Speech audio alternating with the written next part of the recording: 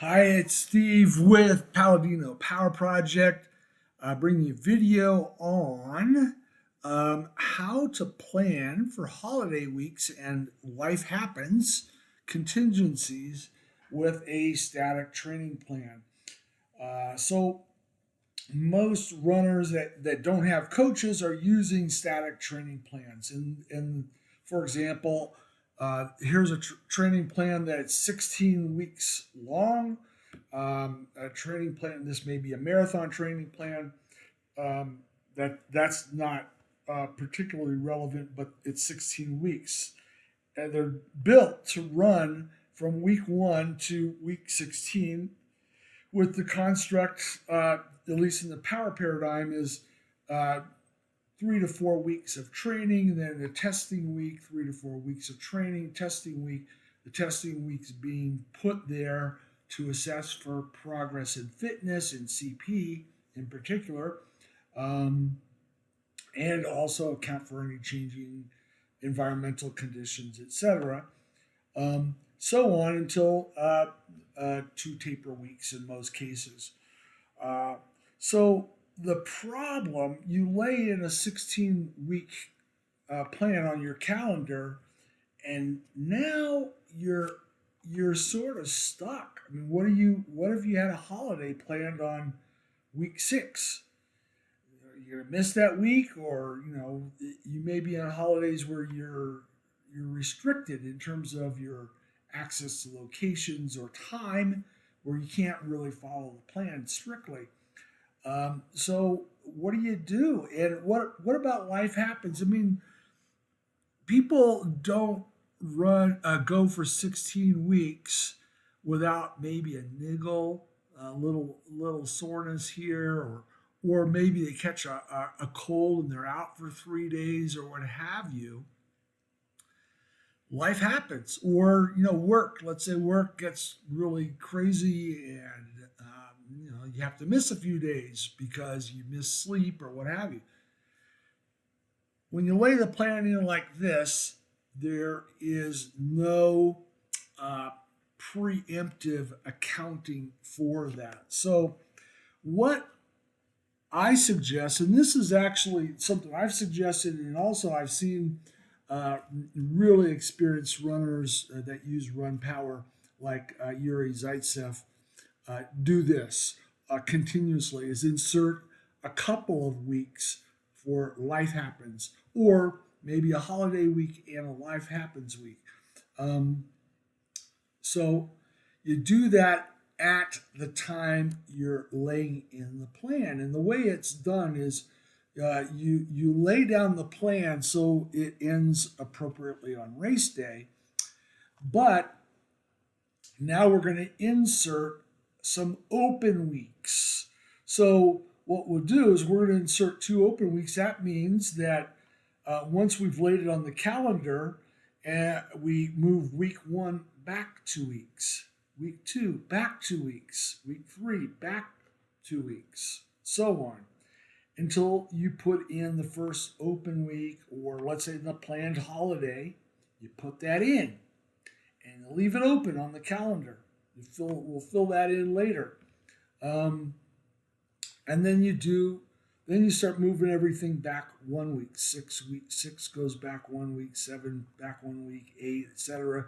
Till you get to the next open week, which is usually about 1/3 of the way, 2/3 of the way. You're inserting the open weeks. Now this is not easy because you might have to do drag and drop. Yeah, moving whole weeks in some ecosystems is not possible. So it may be that you have to drag and drop each uh, calendar entry back, as I mentioned earlier. One other point here: when inserting weeks, I said, if you're just planning for life happens about 1/3 of the way, or 2/3 of the way, um, you want to avoid inserting a life happens week in these final critical weeks. Hopefully, life doesn't happen, um, and you're able to flow through here and not miss any training and so forth. Um, But if you want to insert it here, that's fine. So, what do we do if we get to the first open week and we're not hurt, we're not ill, we want to run? So there are a couple options. One, you simply repeat the prior week.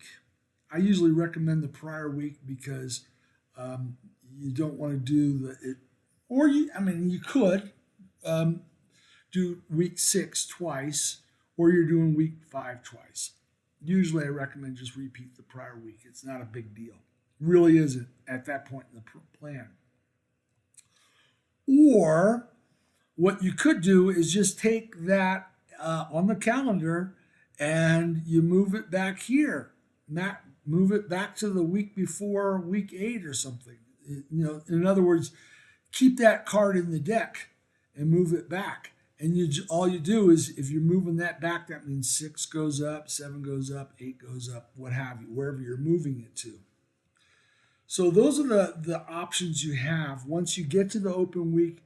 If nothing is wrong, you just repeat the prior week, or repeat or do the next week twice, or you save that card and move it forward. But on the other hand, let's say, hey, you're coming down with something. Let's say there's a niggle right here going into week 4. I'm not ready to do my testing. All right. So you move the open week there. You move it there, and then week 4 goes there. Week 5 goes here. Follow me? So you have that card in the deck that you could move based on life happens. All right. So if you get, let's say you get to week 9 and you have a cold, right? Move that forward. Move week 9 back. All right. What about holidays? So one of the things you can do the same thing where, okay, I know I have a holiday right here, and a 1-week holiday. I'm going to make sure I insert that there. One other consideration with holidays, and I'll use it over here. Let's say you're going on a holiday and you're going to be doing zip. Some holidays, people are able to get out and run 3-4 times, really short, easy runs. They can't do the full training plan, but they can get some training in. So they don't need, I'll go back a slide, they don't need to insert more than just that open week for the holiday week, and they just come back and jump into the next week. On the other hand, let's say it's a holiday where I'm not going to be able to do hardly anything, in which case you want to insert 2 weeks there. And still, you may still have a life happens week down here, but you may want to insert 2 here, 2 open weeks. But the plan is an open week for the holiday, and you repeat the prior week when you get back. So this one here is actually knowing your holiday and knowing whether you're going to train or not. You're putting in 1 or 2 weeks here. And if you're inserting 3 total weeks, then that means when you start once you've laid it on the calendar, week 1 goes back 3 weeks, week 2 goes back 3 weeks, etc., etc. So there you have it. One other minor consideration as you're doing this or employing this concept of inserting open weeks into the static plan is if you're, let's say this is a holiday week that you're inserting, and it's adjacent to a testing week.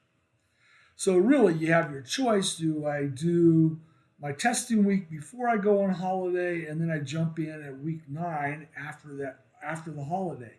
Well, if you're doing some running here, maybe not following the plan specifically, but you're doing enough running to sort of maintain basal level fitness, then this is okay. You You do the testing before the holiday and you come back. On the other hand, let's say you're going to be doing a holiday where there's not much running. You might want to get that week 9, move that ahead, keep the open week here, and then test when you get back. The last thing when manipulating test weeks, be aware as you're moving things around of moving test weeks too close together. I mean, is there really going to be fitness change here? You might even go the whole domino effect where a 13 comes forward and 12 comes backwards. All right, which is not a bad idea, having the testing a little bit closer to race day. So considerations. But there you have it. This concept of preemptively manipulating the plan once you place it on the calendar before you've even started it, and actually before you even contemplating going into that plan, inserting a week or two of life happens or holiday weeks, which means you're starting the plan earlier. You're starting the plan, if you're inserting 2 weeks, you're starting the plan 2 weeks earlier, 18 weeks before the race instead of 16 as the plan calls for. So hopefully that helps and gives you a little bit more latitude in following a static structured plan. Thank you for watching. We'll catch you next time.